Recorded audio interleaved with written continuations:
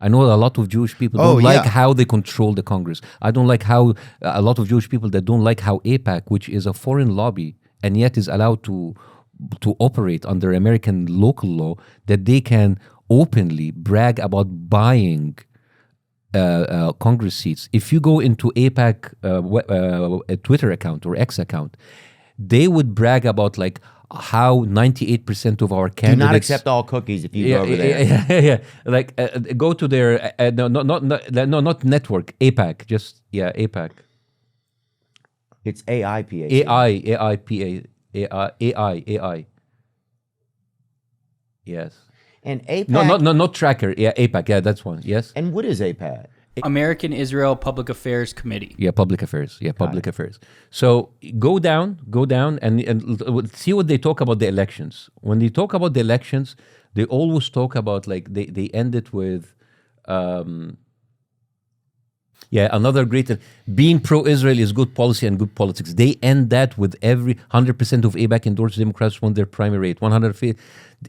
How is like a foreign country, like a foreign, like a lobby that's worked for a foreign country brags about buying your elections like that? It is. You see, being pro-Israel is good policy and good. They end every single tweet is like that. They are basically looking to you in the eyes and say like, we're buying your elections and you can't do anything about it. So I can accept that from NRA because the NRA is a domestic group, right? At least it represents the interest of American gun owners. Oh, this is a very I just saw this guy Mr. recently. Massey, who said like each one in Capitol Hill has an AIPAC handler. It's like, I need to talk to my guy.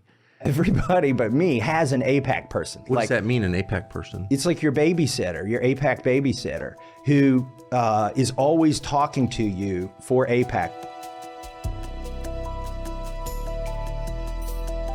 It's just kind of like having an agent or whatever.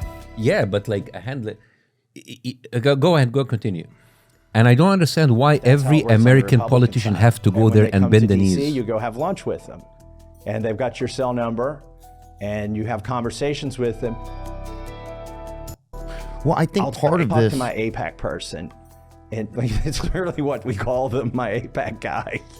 I'll talk to my AIPAC guy and see if I can get him to, dial those ads back.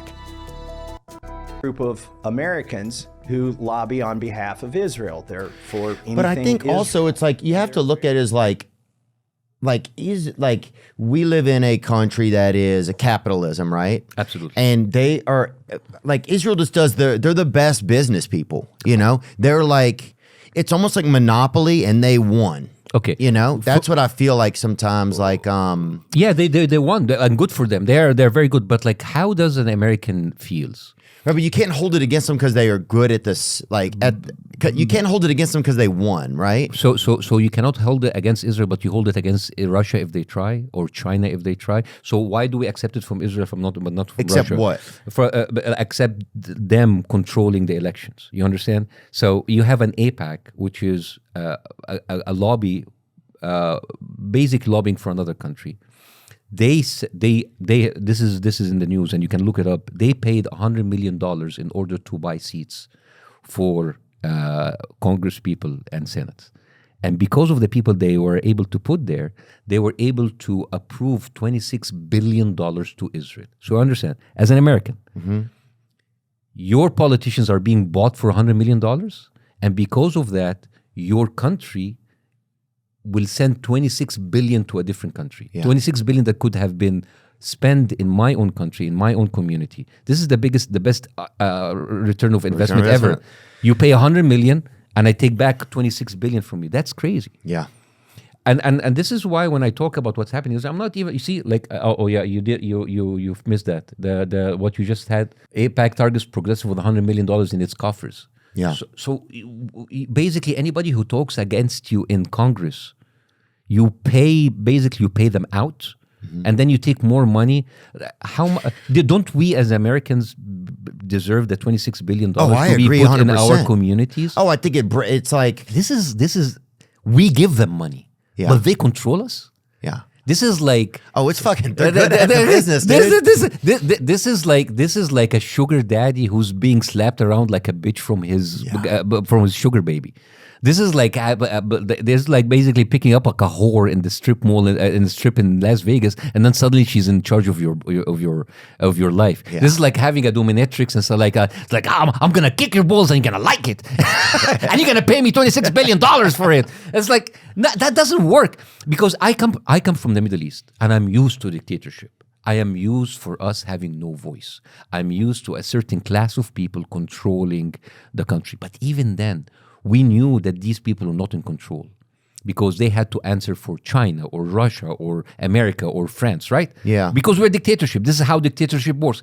A democracy-loving country like America or Britain go control a certain country, and it's easier for them to deal with a dictator. So we knew that they were not calling the shots. It was called from Washington.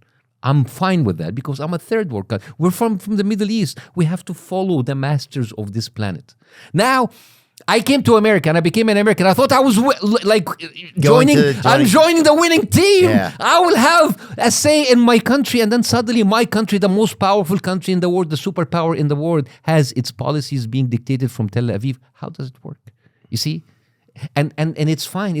And I ask Americans, guys, are you used to this? Is this kind of humiliation? You're supposed to be like the from a country for the people, by the people, and then suddenly your elections and being dictated by a different country. How does it work?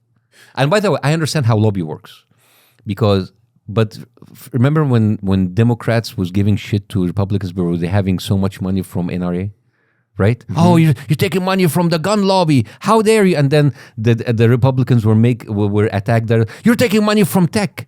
Israel is the only country that gives both sides and nobody questions. So basically, it's not caring about the education will not get you elected. Caring about healthcare will not get you elected. Caring about the well-being of your American constituents will not get you elected. It is caring about what's good for Israel.